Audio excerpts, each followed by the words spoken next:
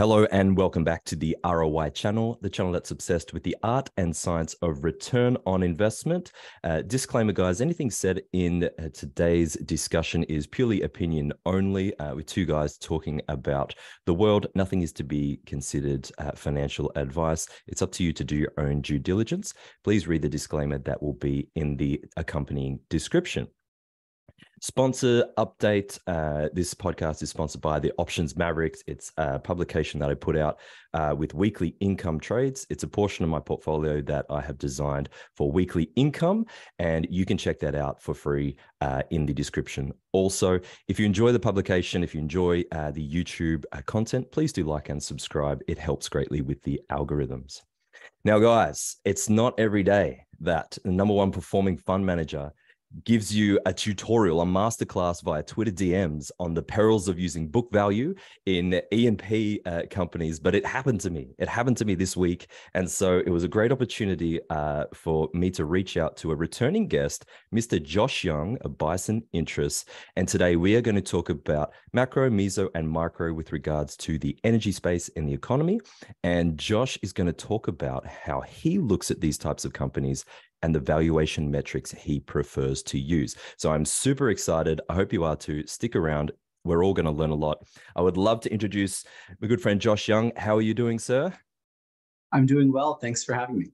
My pleasure indeed. Let's get straight into it, sir. I've got, for audio only listeners, we've got a chart here as of yesterday looking at some indexes of interest. So we've got the offshore services, we've got the XLE, which I know is a fairly generic index, the small caps, and then the price of crude, looking at the differences between the performance. Josh, my first question to you would be, since we last spoke, what has surprised you in terms of the oil sector or macro environment in general? Is there anything that really surprised you? Yeah, so I think the biggest surprise to me, also just to add to your disclaimer, none of this is an offer. And, like you said, you're not a financial advisor. My only client is a fund that I advise. So none of this, if you're hearing this, you're not my client. So do your own diligence, caveat emptor, and this is not an offer. So the biggest surprise to me has been this divergence of recession fear, where recession fears have been heavily priced into oil prices, and they've not been priced in at all into the broader market, which is very close to all-time highs, particularly certain large tech stocks. And so if you had asked me a couple of years ago or last year, hey, what's going to happen if the economy is actually doing okay and the market's doing okay, where's oil going to be and where are oil stocks going to be? I would have been very surprised by what's happened. And then the other thing that wasn't so much of a surprise, unfortunately, and I just didn't capitalize on this as well as I should have, was I was very bullish on oil field services. And, I have had some exposure to the space, but not enough. And, I was a little bearish on a couple of the offshore drillers, which, I don't take short positions, thankfully, partly because, it's very easy to be wrong on those sorts of things. And it's way better to have a called strike than it is to not have a called strike. So it's better just not be involved than it is to get something wrong shorting it. So, we had some offshore exposure, had some other services exposure, but just not enough to offset some of the significant headwinds that oil and gas stocks generally have faced. And then, looking at this, I think it's pretty interesting. The small caps have done okay, large caps have done okay, oil field services has done amazing, and then, tech and whatever has done incredible. I think it's just really interesting. I think you never really know what's going to happen in the near term. And, some of these services stocks, like we identified, were radically cheap, and there's still just a lot of opportunity. And I think one of the takeaways I would say, especially from this offshore and international oil field services resurgence, which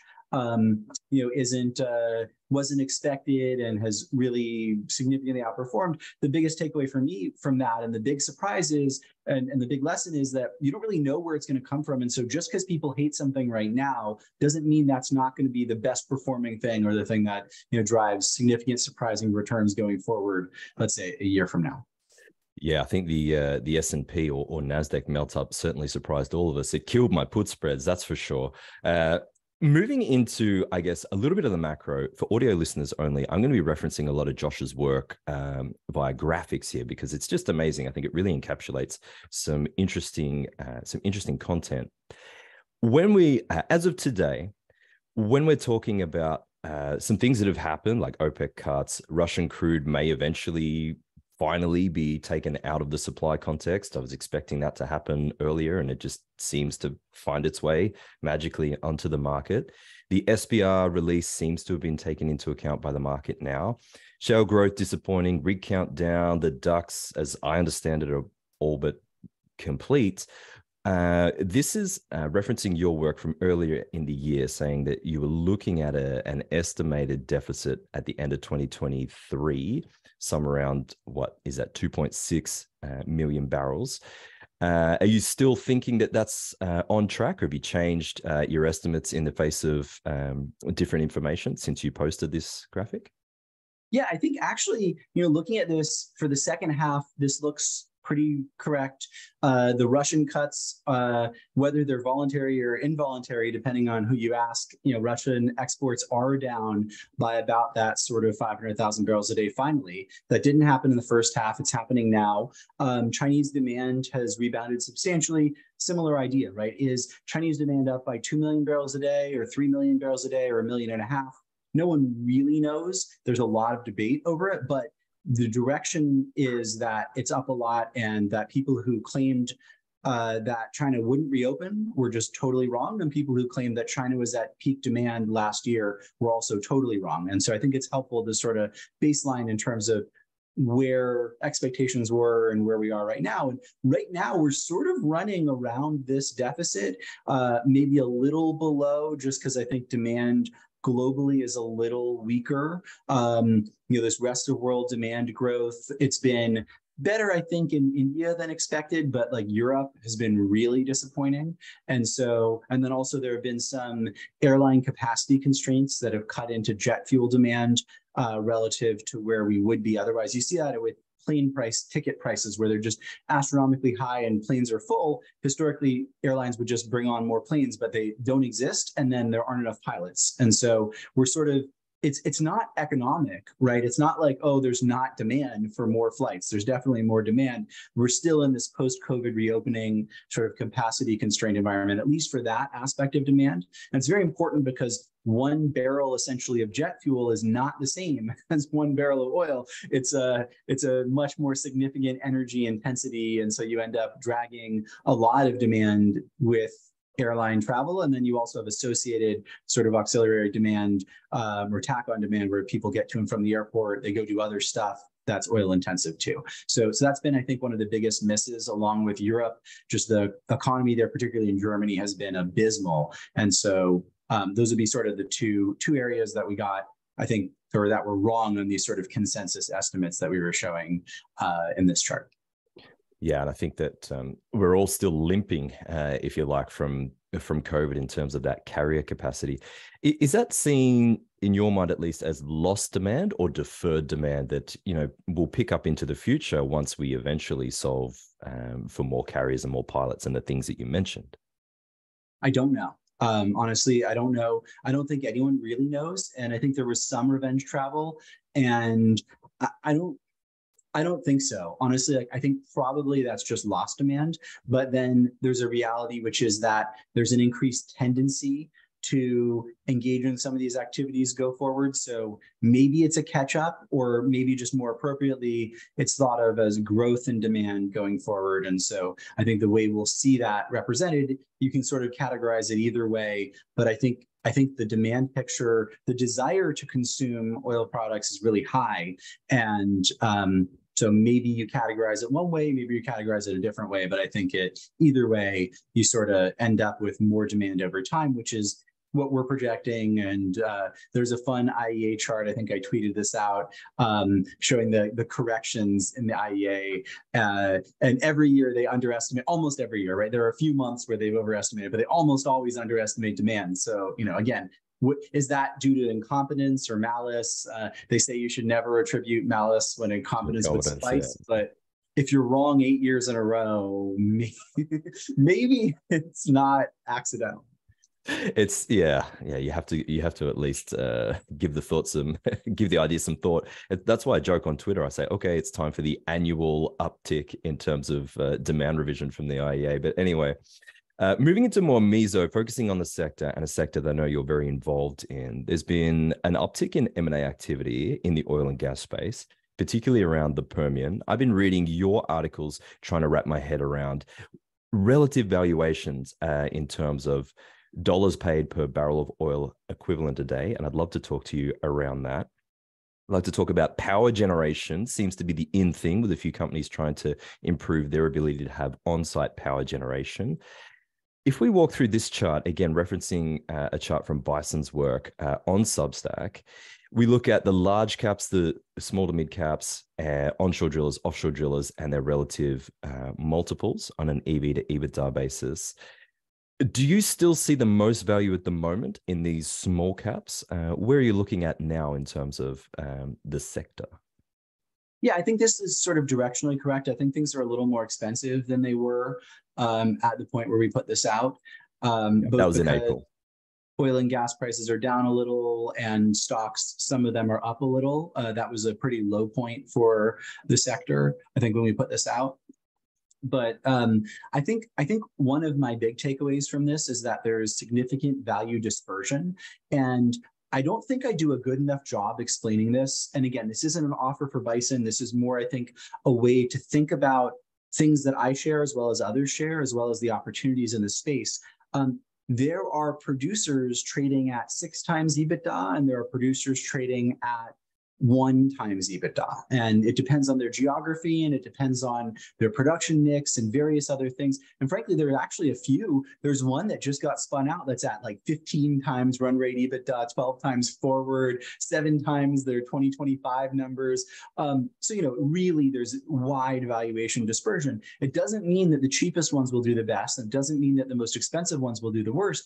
It just means that there's a really wide opportunity set, and that there are significant potential advantages from deeply understanding each of the companies and sort of their various value unlock paths. So, just because, let's say, for example, mid caps are cheaper on average than, let's say, offshore drillers, doesn't mean that they're necessarily going to do better. And, some of our offshore driller exposure has done better since April than our small cap producer exposure broadly. And then, on specifics, like there's some that have done even better, but then there are some small cap producers that have done just as well, or some international oil field services companies, or various other things. So any one measure is not going to tell you for sure what any individual stock or sector will do. And there are reasons for different companies to have different valuations that are sometimes sort of sticky or structural and not necessarily related to the likely forward return prospects of those companies. Certainly. But I have to ask, doesn't it surprise you in terms of the discrepancy between some of these wild valuations, if we're talking producers, where if these were private companies, surely the private market would be more efficient in terms of how they value these business, right? Like the efficient market hypothesis here has just been thrown out the window from what I'm gathering from your work. So 2 things. So one, private companies are certainly not more efficient.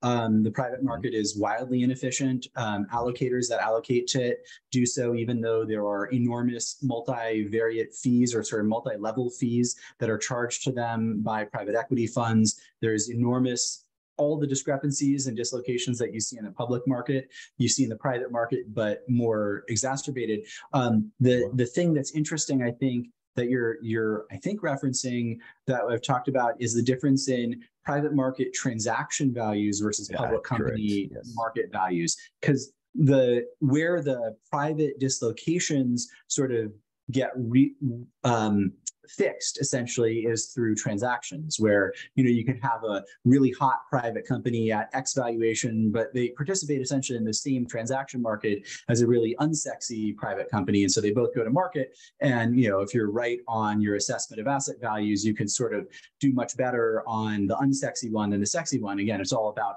what your entry point is and then what the exit opportunity is. So I think there's a similar sort of approach on the public side if you have a view that a company is either going to get sold or trade towards or above its transaction value. So that's where I think those dislocations are and where it's sort of more easy to see differences in public versus private, public multiples versus private transaction values. Interesting. Gotcha. Okay. Before we move on to those transaction values, which I really want to get into, M&A activity, where are we in terms of M&A activity? Are we just in the first innings? It's picking up. Where would you say we are at the moment in terms of M&A activity in the space? So different news sources have different track records essentially on transactions. And the Wall Street Journal, I would say, has some of the best record in terms of transactions. They published one sort of weird story recently, but generally they've done pretty well in terms of understanding where companies are looking to buy and being a little more discerning, I would say, than some of the other major news channels or written news channels essentially have been. And so they just highlighted that Chevron and Exxon are likely to engage in more Permian transactions, which is very exciting because there's many people that were saying, oh, these companies are going to refocus offshore, they're going to go buy X, Y, or Z, and they may, but they're also very aggressively looking at Permian transactions, and the value trajectory, similar, frankly, to offshore driller rates and certain other things that are really picking up, the value trajectory for private assets with significant production and in some cases significant inventory is up and to the right by a lot, independent of commodity price. I mean, you saw this where there were really significant prices paid earlier this year, even at much lower commodity price environments where there was significant risk getting priced into the public markets. You still saw, Ovintiv come in and pay what was like 60 or 70,000 a flowing barrel. You still saw Civitas come in into a different basin to go to two different basins essentially from the DJ to go pay a price. Let's just say the sellers are really happy about that transaction. So, and that's not done, right? Like the trajectory is there's fewer and fewer of these companies, the CEOs of them, the private equity investors in them, the other private operators that are sort of the next up to sell after the current batch sell, they're all really excited about this trajectory. They all see it. And then the other thing I think that's really interesting is, like the Wall Street Journal reporting, a lot of these larger buyers, so Civitas was a little bit of a surprise. That was sort of out of sort of nowhere, essentially. They came in and paid billions of dollars and cleared a couple of the likely sale candidates out of the Permian asset market. But many of the buyers tell you that they are interested in buying more, right? Like it should not be a surprise if Pioneer or Devon or Coterra or various other companies, it should not be a surprise when they go and buy more multi-billion-dollar Permian assets. They're telling you they're going to do it. Frankly, it shouldn't be a surprise if Ovintiv goes and buys more. They just delivered great results. They bought a big asset. They paid a lot for it. But I think they're back in the market likely. And the one big thing I think that's tough in terms of owning or having this sort of exposure of to the public companies in the space is I think the big public companies are hesitant to pay a large premium to where the stocks are trading of these smaller publicly traded companies. And so I think it's just they're worried about the optics. And that's part of why I chose to disclose the position in Vital, was to sort of just like get people a little more comfortable. It's not really activism. It's more just letting people broadly understand sort of what the value is. So when one of these companies goes, they can frankly go and buy Vital at like a 20% discount to the going rate for similar sized assets and pay 100% premium to where the stock is trading or more. And I just think having this information out there, there's so many misconceptions and bad information on these companies and transactions. And just, again, it's like had dinner with a former CEO of a Permian company who sold it for like a 7x return, and co-founder of a well analytics company and forecasting and well economics analytics company last night. And we were talking about this, and really it's just there's this sort of like log jam and perception issue.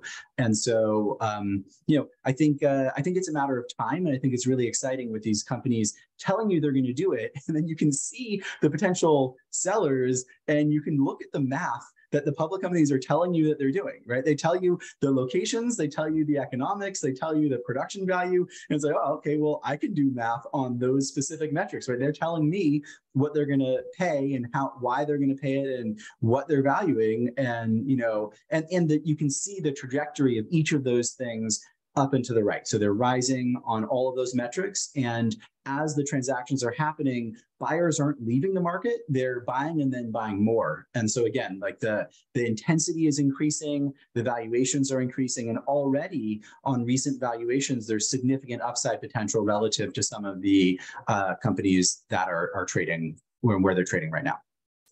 Yeah, well, let's get into it. Let's talk about those metrics, and we'll talk about why management matters. My biggest lesson from 21 and 22 is that management is a real thing, and it can hurt you if you get it wrong. If you've ever invested in a Greek shipping company, you know what I'm talking about. So we'll talk Vital, we'll talk Journey, and then whatever else will be time dependent. So valuation, according to Mr. Josh Young, we're going to talk book value versus NAV versus replacement cost and what you look at.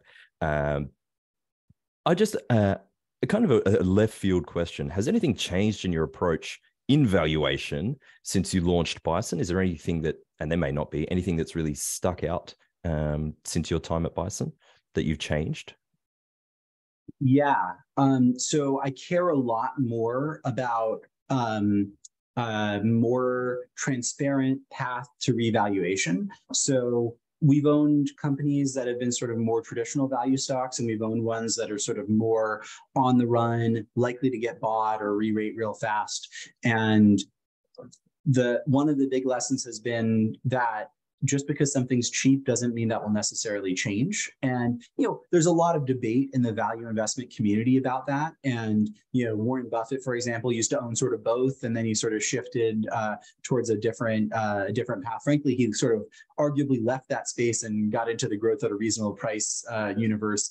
But, there's a lot of debate over cigar butt versus that sort of growth at a reasonable price. And there's a lot of different potential ways to do things. And we really focused more on companies that have nearer term catalysts and nearer term paths to unlock. And that's part of where a Vital would fit in.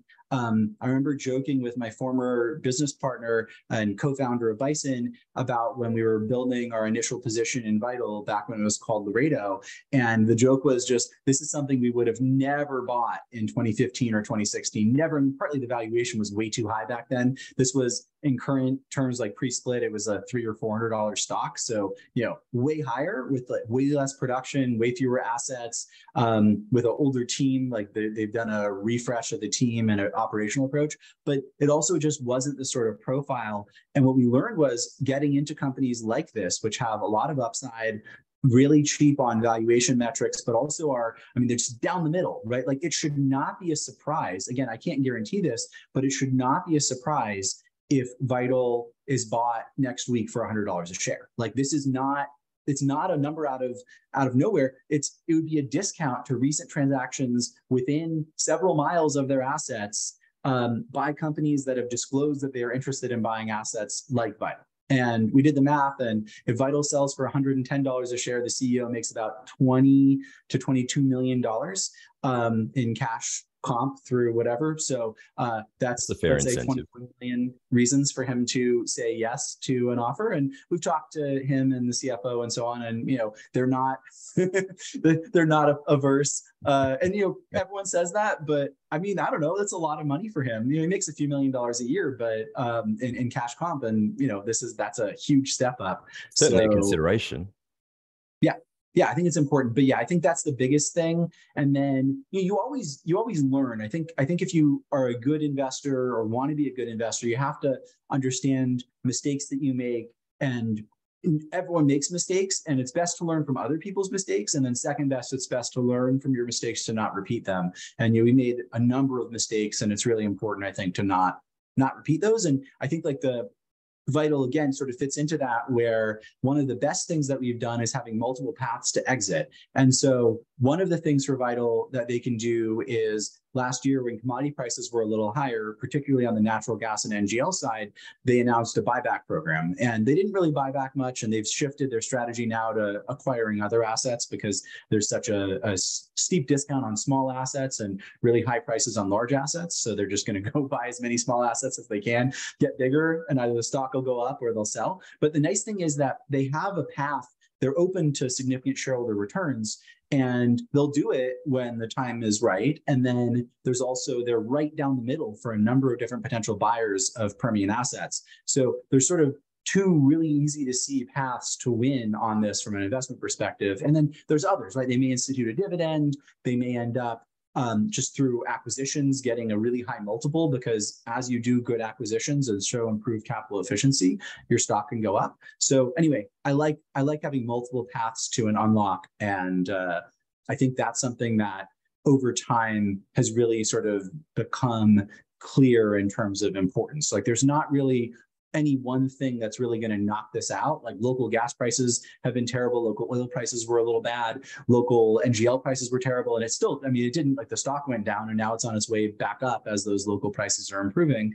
And there's a path for all of those to improve a lot through new infrastructure and existing expansions of existing infrastructure. So anyway, long answer to a short question, but really focused on becoming better over time. And, you know, some of the stuff we did in 2015 is almost unrecognizable, and some of it is just like what we're doing right now. No, I think it was well encapsulated, and Vital helps illustrate some of those points that you make. Maybe we'll delay the release of this video for a week or so that I can continue to build my position, Josh. You're not supposed to say that until I'm fully allocated, mate. In any case, let's move into transaction prices in barrel of oil equivalent per day. Explain this to me. I'm just a kid from Australia. I didn't grow up with oil wells in my backyard. These are the transactions that have been done. I'm referencing, again, a Bison article. How does this work in terms of dollars per barrels of oil equivalent per day? How do you work out the return on an investment like this? Are you looking at the amount of years it can produce times by a given oil price? And then you say, okay, that minus the price per barrel paid. How does this work? This is just a really simple heuristic, which is how much production are you buying versus the price that you're paying for that run rate current production. So Civitas paid about $47,000 per barrel of oil equivalent per day. They were getting, I can't remember the exact numbers, let's say they got 100,000 barrels a day of production and they paid $4.7 billion. So they got 100,000 barrels a day of oil equivalent for $4.7 billion. So that's sort of that's what these numbers mean. And so these are very imperfect because there's different oil versus gas mixes. There's different inventory levels. There's different returns on those inventory and on that inventory. And then there's also different potential, synergies for buyers and issues with assets getting sold and so on. And so, this isn't a perfect metric at all. What it is a heuristic, and it's a very relevant heuristic because this is, I think, the first read. I think people, when they see transactions, they're looking for inventory life, they're looking for EV to EBITDA, and they're looking for price per flowing barrel. So this is one of the three things that gets referenced all the time when people look at transactions. Again, this isn't really how the companies come up with what price they're going to pay, but it's what they care a lot about from an optics perspective. Most of these companies are publicly traded, that we're doing, actually all of these, I think on this sheet, are publicly traded. They care a lot about what their shareholders and prospective shareholders think, as well as their lenders. And this is a very important metric to those people. And so what's really interesting is when you look at Vital, especially with how much debt it has, and then you look at which means they have a lot of upside leverage to these sort of higher valuations. And then you look at where these transactions are going off and what the production mixes are and the inventories and so on. Yeah, I mean, some of these numbers can be astronomical. And people really push back on this because they're like, how can the market be this wrong? And then you just see over and over again transactions happening. So one of the things I did, I think it was early this year, is spent some time with buyers of assets to try to better understand like what it is that they're looking for. And, really it's consistent with what they've said publicly. They're looking for assets where they can either improve their inventory or it's very cash flow accretive, and they're looking for cheap on per flowing barrel metrics and, high returns on invested capital. And so I think these numbers are actually pretty reasonable. A lot of those can be up for debate too. There's a lot of debate over, you buy an asset, are you getting 50 locations or 200? Are you getting, some Bakken assets with it? Are you selling some other, in some other particular area? Are you buying or selling as a part of a transaction? There's various other considerations, but when it comes down to it, I think it really helps to look at sort of different measures of the asset quality from a buyer perspective. And that's where, again, on that price per flowing barrel metric, it's just so easy to look at. And then there's other metrics where these numbers actually end up being pretty similar. Okay. So as a simple rule of thumb, am I correct in saying it's a way to figure out, hey, how much are we paying per production? Are we paying more than our competitors, less? Where do we stand in that regard? So very relative. Yeah. And I think one of the things we probably should have shown is like what the price of oil and natural gas were on each of those transactions that we showed in that last sheet, just to show that the most remarkable thing to me was oil prices here, they're down 20% year over year, but transaction values are up. So and then also transaction size matters a lot. So a few of those lowest value transactions were much smaller and the highest value transactions were bigger. And that sort of validates Vital's approach, as well as Earthstone's, as well as a couple others. And again, I own one or more of these stocks. I'm not recommending them. This is all sort of just illustrative. And the idea is to better understand my process rather than to recommend or not any security or transaction. So it's just so interesting because you can see like what Earthstone and Vital essentially are doing, and to a lesser extent, a couple of their slightly larger peers, is they're getting bigger to a point where if they go and do a transaction, their transaction is going to be at 50,000 or 70,000 a flowing barrel instead of 25 or 30.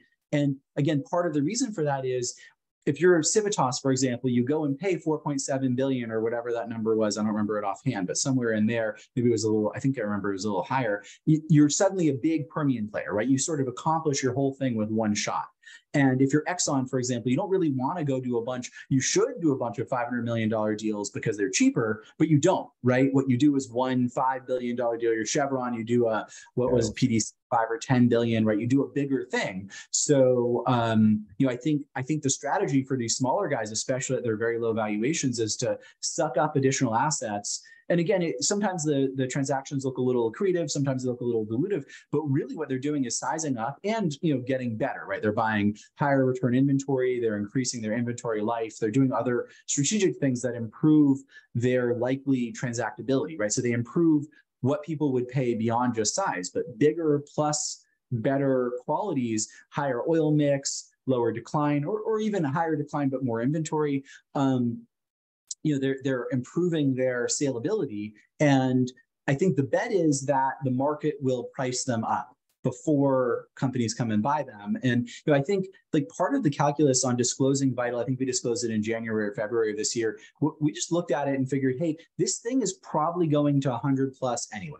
And we have no intent to move it. Frankly, us talking about $1 billion market cap, probably like we're going to have no real impact anyway. But it's pretty cool to stand next to something as it re-rates for operational improvements and because of this transaction trajectory, which we were right on in terms of, hey, these transactions will continue to increase in value even with lower commodity prices if that happens. It's pretty cool to stand next to it and say, hey, this is likely to happen for these reasons, and then just sort of watch it as it happens. And then every time there's a transaction, point to it and say, hey, were we right or wrong about this trajectory, and sort of what's it imply for the potential sale value for this company? Yeah, well, hopefully in the not too distant future, I can see a meme of you on Twitter saying, "I told you so." I'm not really a big. It sort of sounds weird, but like I actually haven't really been a big "I told you so." Like where we've done stuff like that, it's been to validate new ideas. It's been less of I'm right? I'm right, I'm wrong, whatever, right? Like everyone makes mistakes, and I really try to focus more on the mistakes I make. But where it's relevant, like, I've talked about Pantheon, which I don't own, but I was like pretty negative on because of the promotional activity and some very sort of negative stuff around that. And the point of that was less about I was right and more about, hey, like as a cautionary tale, I think it's really helpful to think about things. And I got stuff wrong too, right? I was wrong on Transocean. I thought that they would have more trouble to refinance than they did. They had to restate their financials after that. So I don't know, maybe they got that financing done based on financials that didn't work so well. So I Pure wasn't totally wrong, coincidence. Yeah. but like, they did get the financing done. They haven't gotten sued last I checked for that sort of financial two-step, and not alleging any misconduct, but they did a financing and then almost immediately after restated their financial guidance. But I was wrong, right? The stock's up. So, hey, I was wrong. I have exposure to other companies in that sort of space that didn't have that sort of refinancing risk, didn't have an at the market offering. So I felt more comfortable with those. But it's important to be able to just say, I was wrong. And I think it's really important to focus on that more. So I don't know. I don't expect to do an I told you so, other than maybe, hey, I thought this would get bought for these reasons. Here's this next thing that's really similar. And I think it might also get bought or trade up or whatever for these same reasons. I think it's really not so healthy to a lot of the like I told you so stuff is I think it makes people worse. Morgan Housel wrote an article about this recently about the circularity of success, and you really want to focus on failures because that's how you get better. If you focus on successes, you blow up your ego and increase your chance of doing poorly. That's certainly an important point. So let's see tell me where I'm going wrong. So here, referencing a Bison work, we've talked about these price paid per production. You here are looking at a similar transaction and then saying, hey, okay, well, if these metrics were applied to Vital as it currently stands, this is a ballpark estimate as to its valuation. Is that how you look at, is that what the thinking behind a graphic like this to say, hey, production, this is what was paid per production, this is where Vital is at the moment in terms of its EV, and so roughly we think there could be X upside? Yeah. And again, this is a heuristic. It's not an actual valuation of the deal. And we probably should change that valuation to heuristic. We have it in our disclaimer, I think, that it's not meant to be, a target or a line in the sand, anything like that. It's a purely back of the envelope rough guide. Yeah. But again, I think it's so important to say this because when people are looking at buying this, I think that there are companies, if Vital was private, I think it already would have sold for like $3 to $4 billion. And I think there's companies that want these assets and they just aren't comfortable paying a 200% premium to where the stock is trading. And I think there's other things Vital could do. Frankly, it's probably an activist candidate. They pay themselves too much. There's all this sort of governance stuff. It's like really weird ESG virtue signaling. Like there's stuff going on there that's imperfect, that's hurting their valuation. But I sort of think some of that's temporary, and the reality of their improving operations and their discounted valuation sort of offset that. But I think it's really important to be able to put this out, let people just sort of understand, hey, there is this support. And then, Stifel came out, I think their NAV was $150 a share or something like that. It's helpful. I think, I don't know that they felt comfortable because I was doing it, or I feel comfortable because they're doing it, but, there's now multiple people, and I'm not publishing research in the same way as them. We're just sort of sharing our free thoughts and what are sort of educational guesses. Stifel is actually publishing investment research where they have specific recommendations and price targets. But, I think it's helpful to have that stuff out there so that way someone can go and pay. Maybe they don't pay 150, they pay 110, and they say, Stifel says it's worth 150. We think it's worth 200. We're buying it for 110. And Jason is like, Great deal. 22 million reasons to say yes to this.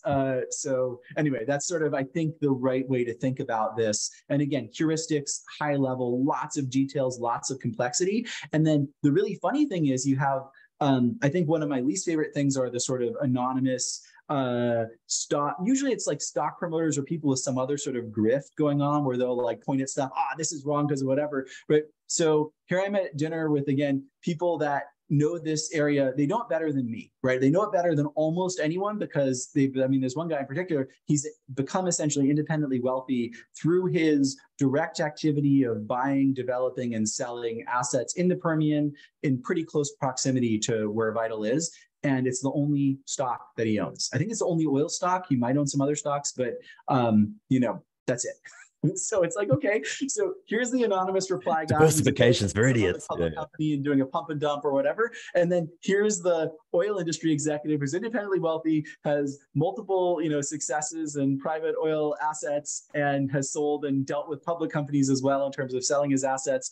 And he owns it So, between the two of them, and again, it's not that I would rely on that one person. It's about building a mosaic and really sort of holistically understanding the setup and the likely price trajectory, as well as understanding the deep value attributes of assets, not just the surface level sort of heuristics, but really digging in, understanding replacement cost, understanding reserve value, understanding the decline rates, as well as sort of what happens to these assets and to this company as it continues on its current trajectory. And so I think it's really just so interesting to see this whole universe of sort of how these ideas form, and then there's a giant short interest in this thing too, which also just makes it just so fascinating, right? The people that know it best personally own it, and then you have random XYZ fund, they're gonna, whatever the thesis is, right? So there's some interesting stuff that's been out there, and so I think it's just one of the very interesting things about sharing ideas and then seeing some of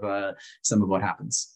Absolutely. No, your friend sounds like a good man to know. Now, we said we'd talk about the perils of book value and how it doesn't necessarily apply to E&P accounting. Last time we spoke, you mentioned the old, I think it was Miller Energy fiasco. If we look at valuing assets, and I know there's a lot to this, let's talk net asset value and how you look at reserves.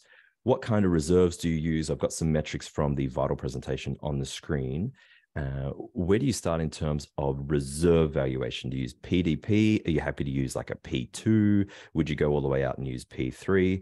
Where do you what goes through your mind when you're looking at, okay, we've got a relative valuation, which we just spoke about. What have these guys got in the ground, and what could that be worth if we discount it back to an NPV? So on occasion, when I am about to listen to a company walk through, like do a webinar on their presentation or corporate presentation or whatever, I think on occasion I've actually said this to myself out loud: lie to me, right? Like, these guys, these are all lies. This is all nonsense, right? Like, if you see it in a corporate presentation, there's a decent chance that it's not true. So that's, like, I think, a reasonable starting point for any public company in any sector. That's like, I've become decent friends with John Hempton, and he put out amazing stuff for Bronte years ago on how to evaluate frauds, how to evaluate, misrepresentations by companies. So just as a starting point, like, just because it's in a company presentation does not mean that it's worth the paper or the digital whatever that it's written on. So just as a, this is fun, right? But it's not real. And, actually, one of the things in Vital's defense for this, and one of the reasons I like companies like Vital, where they've gotten beaten up and either are post-bankruptcy or there's been an activist and a management change or whatever, is these guys are actually, relatively speaking, honest. And there's lots of faults. And again, I don't love their sort of governance setup, and I don't love their sort of ESG focus. And I didn't like that they changed their name. And there's lots of stuff I can complain about. But there's also real sort of specific. Did I lose you? Are you still there? No. I'm listening. Yeah, sorry, I'm listening. Very, very still. There's also a nice thing, which is that when we redid their numbers with great difficulty through multiple, again, from a mosaic perspective, we looked at the filings with the Railroad Commission. We looked at, there was some stuff that various external third-party assessors did outside of the reserve audits. And, there's various different ways to analyze them. We've talked to some of the private equity funds that have transacted in the area and gotten their assessments of these assets as well. When we sort of triangulate, they're actually not, they're not just not lying, they're sort of sandbagging. And you're seeing it now where they've 3 quarters in a row beaten operationally, and they've sort of beaten and raised because they're sandbagging. Their PDP value is probably fair. Their proved reserve value is too low. Their inventory count's way too low. They're showing inventories on the way that if you had your A&D team do a ton of work, your acquisitions team internally as a corporate or a private equity fund, and you're going to like underwrite it, that their inventories, the number you get after you cut the typical public companies or sale brochures inventory in half. So it's really conservative. So this one's actually, it's still the lie to me. It's just not really the direction you'd expect. We just reran our forecast on their numbers for 23. And I mean, we're real close to them, and disturbingly close, right? Usually, if you're that close on your numbers, and honestly, like we don't normally incorporate modeling into valuations, but for this, into investment decisions, but for this sort of thing, because it's so contingent on accretive acquisitions and so contingent on sort of the M&A environment in the space, it made a lot of sense to sort of more thoroughly model this out, especially with all the different moving parts and transactions and improving wells and whatever. And some of the nonsense also on the short side or the sort of negative side, it's helpful to sort of understand what they're saying and then be able to baseline and say, hey, like, is this, are they right or not?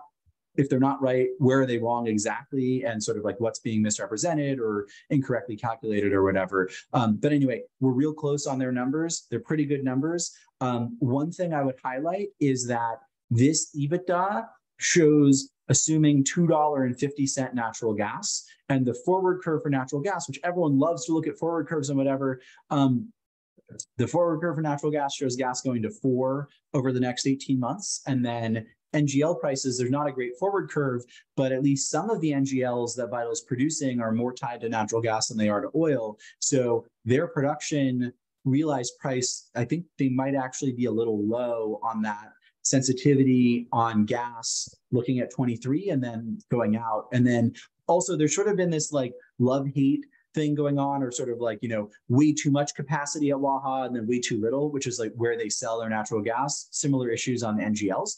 And so I think we're going from a glut period of natural gas in the Permian to a insufficient supply relative to pipeline availability period. Again, and I don't have a high conviction in that, but I think directionally we've sort of seen the worst in terms of oversupply of gas. And the rig count's down, activity's down, and there's expansions going on. So it's sort of always this sort of disconnect between development activity and pipeline capacity. So you may end up seeing a higher Henry Hub price and a better price realization because of the local price for Waha, the local benchmark. So I think these numbers might be low, especially when we were looking out at 24. They might be significantly low, which is exciting. Again, this is a long way of saying I like companies like this. It's sort of like why I like Journey as well, which I own and I'm not recommending, but I just like where they just take an axe to all their numbers, and your problem is always, hey guys, like, come on. Stop sandbagging us as shareholders. A little more promotion than this. This is brutal. Like, I'm more optimistic than you, and I'm like conservative on like almost every one of these numbers, and I'm coming up with a higher number than you. Come on, like, give me a little. Anyway, that's, I think, my comment on this. And so in terms of book value, so one of the problems with this is if you go back to that prior slide, and I'm trying to answer that specific question. So one of the problems with this is they wrote down their book significantly during the COVID crash, and then you don't really write up your book as an E&P company. Miller did that, which was sort of a novel thing, and they ended up bankrupt a few years after. Their stock went up a lot and then it crashed. There were some sketchy folks involved, and it was very unfortunate. The typical practice is just to, you just keep it where it's at. So you look at the reserve assessments annually to sort of get a better idea of what the net asset value is. And again, like, those aren't perfect. They're paid for by the companies that are having them done, and they can be conservative or aggressive. And that's a really big, I'm like a walking endorsement for Enverus and Combo Curve and some of the other services. It's like, just, you can't trust this stuff, and you have to really do your own work and or pay some other people if you really want to understand what the reserve values are. But like, book value is totally unhelpful because you write down your book value and then you don't write it back up as commodity prices rebound. So, the book value for Vital is basically the written down value to 2020 plus any capital they reinvested minus any sort of depreciation or depletion, and then plus whatever they bought, whatever they paid in acquisitions minus any goodwill in those acquisitions. So it's really not what you'd think in terms of representing value in one direction or the other. I think where book values are helpful is in crashes. After the write down, you sort of know that that's like a nice base value. It's like with some of the post-bankruptcy E&Ps or offshore rig companies or various others, where you have a pretty good idea of like a low point in the cycle, value based on where they strike their book value through the bankruptcy process. So this one, similar idea, didn't go bankrupt, but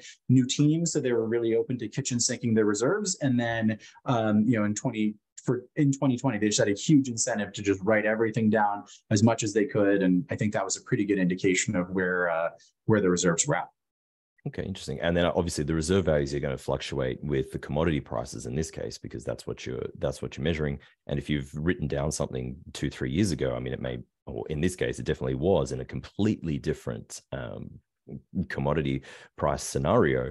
Okay, we're coming up on the hour. We can fly through Journey Energy. We've spoken about this before.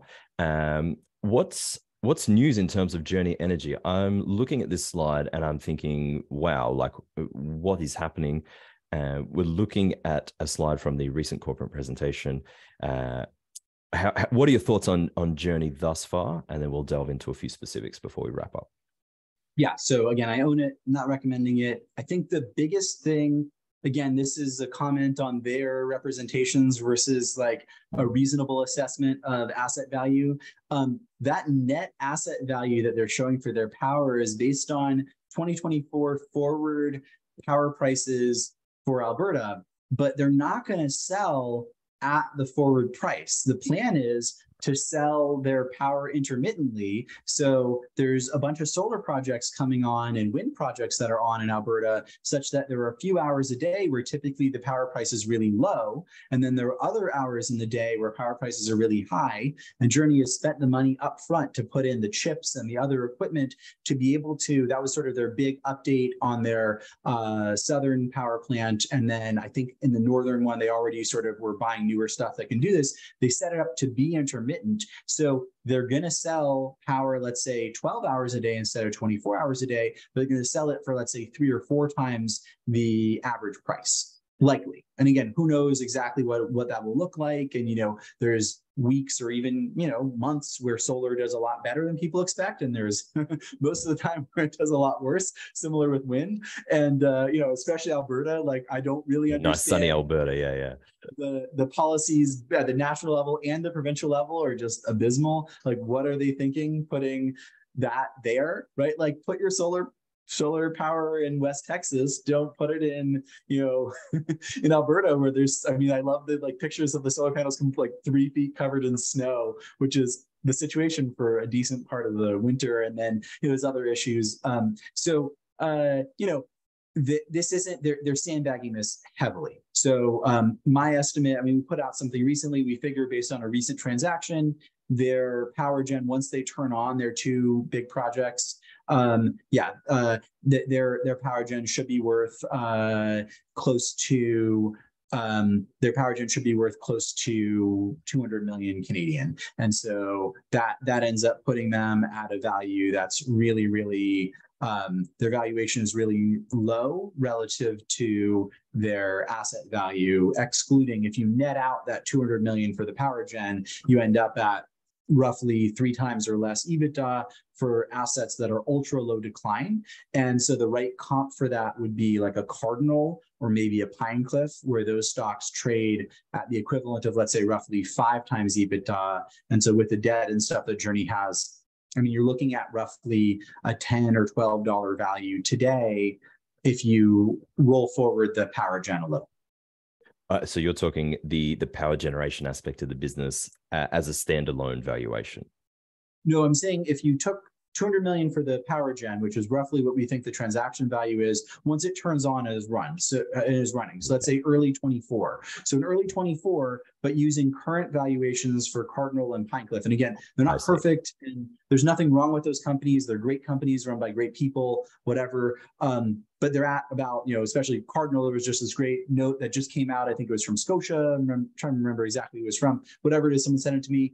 5 times EBITDA, fine, right? Low decline assets, really similar to Journey's. I think Journey's actually might be worth more because they have more gas. And so the gas is on a really low price, and there's an expectation that gas prices will rise versus oil where there's backwardation in the curve.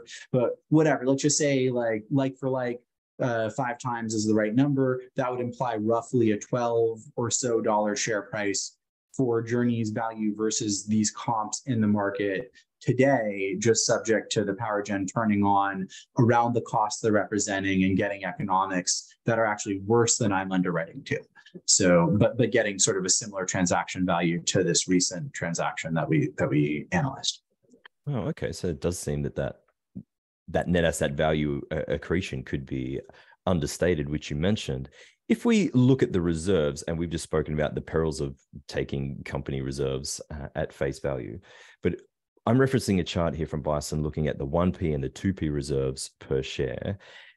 Talk me through this value accretion of Alex Verge, CEO, doing what seemed to be very intelligent, accretive acquisitions, increasing the reserve value of this particular company. This 1p, is that looking at the total production capability of land that has a 50% or more chance of striking oil, or is it 90% that they use for the 1p?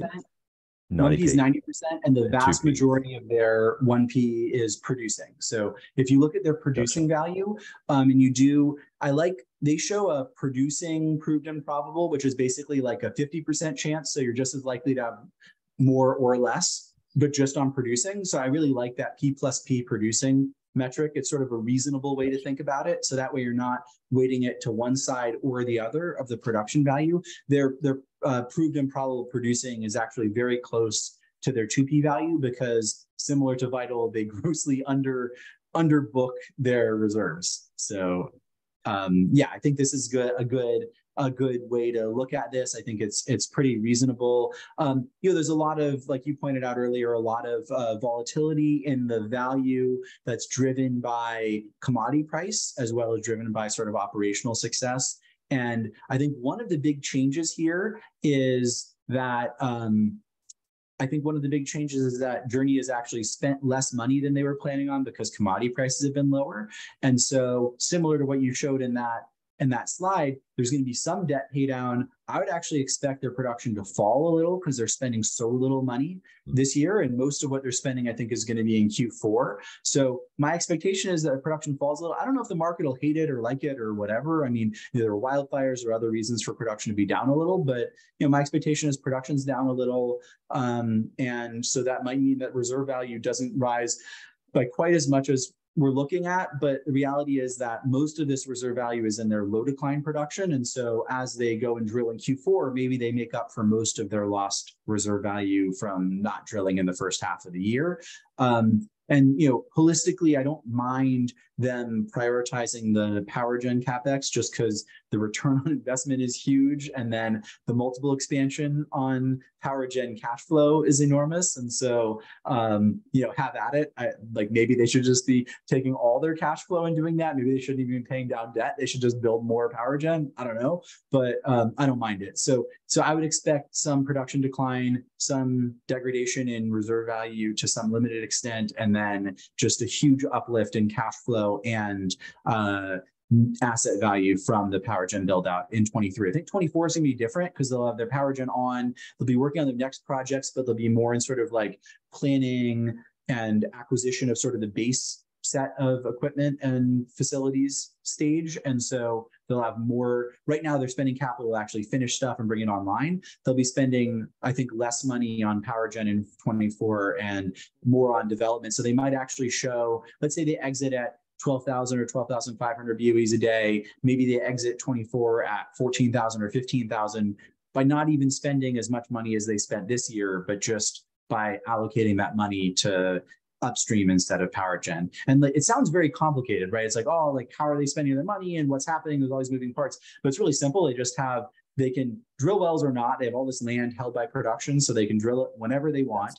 And they're able to prioritize right now paying off debt and building assets that are worth 5 times or more what they're paying for them and spending on them, instead of being on this sort of oil and gas production treadmill from a capex perspective. So it's a really, I think, cool opportunity to be able to allocate between those two things. And Absolutely. I think I might have sandbagged the value on that power gen too. If it works how they think it's going to work, like in an upside case, it could be extraordinary. Like, let's say that they run them for 8 hours a day, but only run them at sort of 3 times the projected price, right? That means they're taking $2 gas, or maybe it's $4 gas, and they're selling it for 3 times what people think. I mean, the value there as essentially a merchant power provider that's independent, has almost no obligations to supply the power into the grid. I mean, it's beautiful, and there's optionality there. And people are like, well, why doesn't everyone else do it? Well,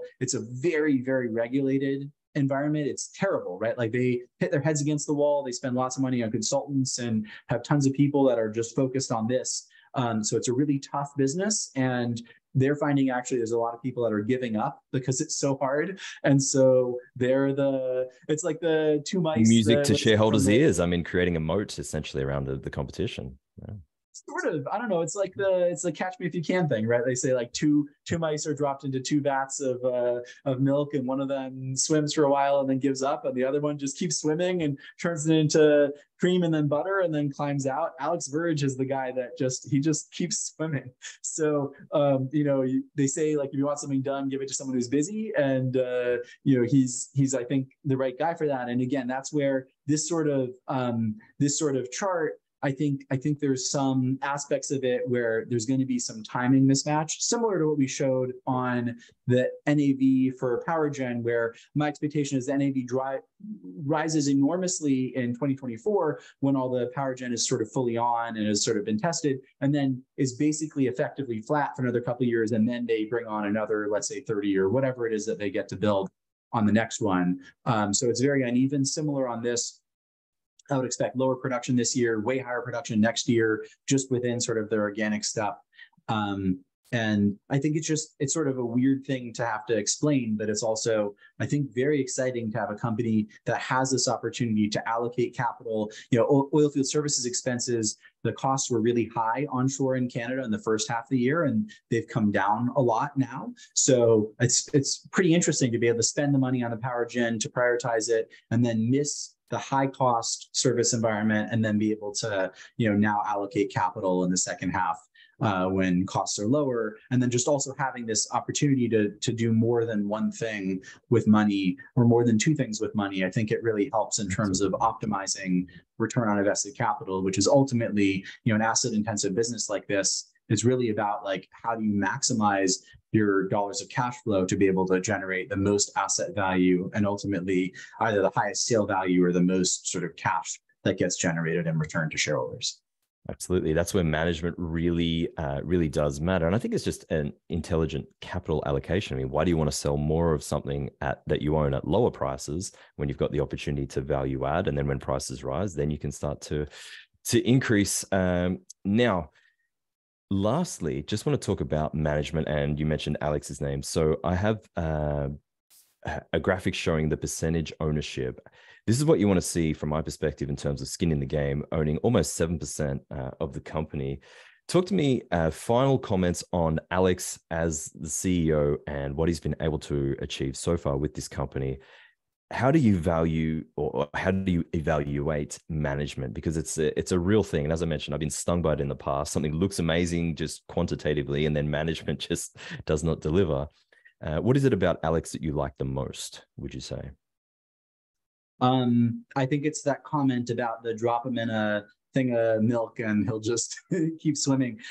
So Alex, when I was diligencing this company in 2015, and I think I started buying it in 2016 at a very low price, the comments that I heard were that he was the hardest working person in Calgary, that he, was like the too honest or brutally honest, that he had sort of an Eeyore complex where everything was always better than what he said. And these were things that were really sort of promising. And sort of as I evaluated the company and got to know him better and got to understand the situation, I started betting on the company in 2016 at a point where they probably had a negative net asset value, sort of similar to on current commodity pricing, as sort of a bet on improving. I mean, what was it, $25 or $30 oil was unsustainably low, but also the trajectory was really positive. And so, I think his success in the past with other companies is helpful,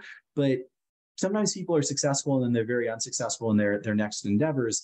And what I really liked was that there wasn't really that ego that you'd see with some of the other folks who had been really successful on their prior things. And it said it was almost the opposite. It was like this almost paranoia, and similar to my friend that I had dinner with last night, where, you know, on his second go around, I mean, he had this just spectacular return. I think it was one of the best returns of any private equity backed company in the last decade in oil and gas. Spectacular success. And on his next one, just super paranoid, super focused on the details, deeply involved, working like 14-hour days. Again, where the money almost didn't matter anymore. It was just who he was. Similar for Alex, where it's just, so I really like that sort of approach. And, you know, I work a lot and I really prioritize trying to do the best I can for my clients. And I really like investing with people who are just so in it. And so that's really, again, long answer to a short question, but that's who Alex is. And even when things were really tough in 2020, I talked to Alex and it's really tough. He was still doing what he could in every way possible to try to realize value for his shareholders, even when things looked really tough. And so, you know, I think that's really what you want. And I think it's sort of similar to, I mean, I feel like that's sort of the pitch for Bison. It's not an offer, but it's like, look, we got through crazy hard times, right? And here, net after all this, right? Like, what happens if small caps don't re-rate? Well, they haven't, right? What happens if oil prices don't go super high? Well, they haven't, right? What happens if it's still a hated sector 5 years from now? Well, it's still hated. And the reality is that, you know, we're up, and again, not an offer, we're up 110% since we launched in 2015. And the small cap oil and gas index is down, and this is as of end of June, it was down about 65% since May of 2015. So just crazy opportunity to outperform.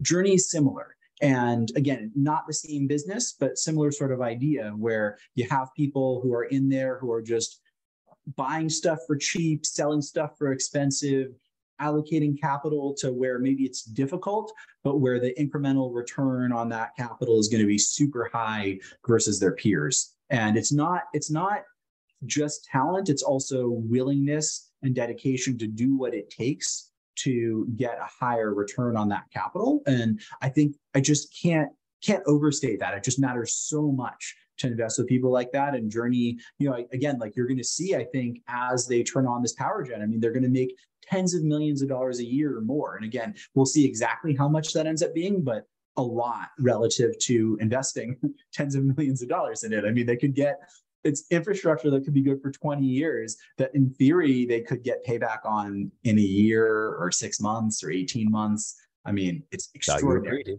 So, yeah. Sounds very much like recognizing like to me and value added via strong management. Mr. Josh Young, a pleasure as always. Link to Josh's work will be in the description, including Bison Interest Substack and Twitter.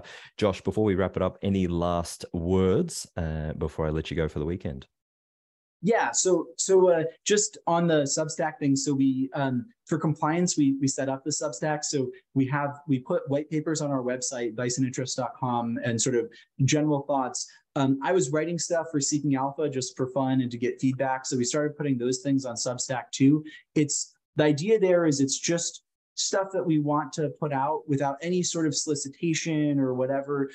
Stuff that we provide through Bison's like email and through our website is really oriented towards institutional investors and sort of prospective potential qualified investors. And the thought is for the Substack, it's free, and we just want to be able to the extent we're putting stuff out, we might as well sort of put it out in that sort of format to allow others to read it and do what they will with it, as well as, you know, the biggest thing and the biggest benefit that we get is when people, and this is why I wanted to do this with you, really appreciate it when people read our stuff, like it even more when they share it, like it even more when they do what you did and do their own work and then cite our stuff. And they can agree with us or disagree with us, but it's really exciting to see that. And you know, the other thing is that we end up learning stuff from it. So it was a really good conversation, I think, that we had prior to this on sort of different valuation methods for Vital and other companies, as well as, you know, there's many people in the oil and gas industry. I love getting feedback from people. And even if I disagree with it, and even if it's whatever, it's wonderful to get. It's really helpful. And what I want to do is share things that are accurate to the best of my ability, and then to try to allocate client capital the best I can. So it's wonderful to get feedback in any capacity. And that's I think the takeaway from this. Hopefully, if you're watching this, if you're engaging, if you have industry experience, I don't want any sort of like material non-public information about public companies, but there's lots of industry information that's very helpful that many people provide. And I try to give back through sharing some of these white papers and other insights into the sector and about companies that we find interesting. And I, for one, certainly appreciate it. I find your work fascinating. So thank you very much, guys. Take care. Do your own due diligence. Be safe out there. And I look forward to catching up with you in another podcast episode of the ROI channel shortly. Take care, guys. All the best.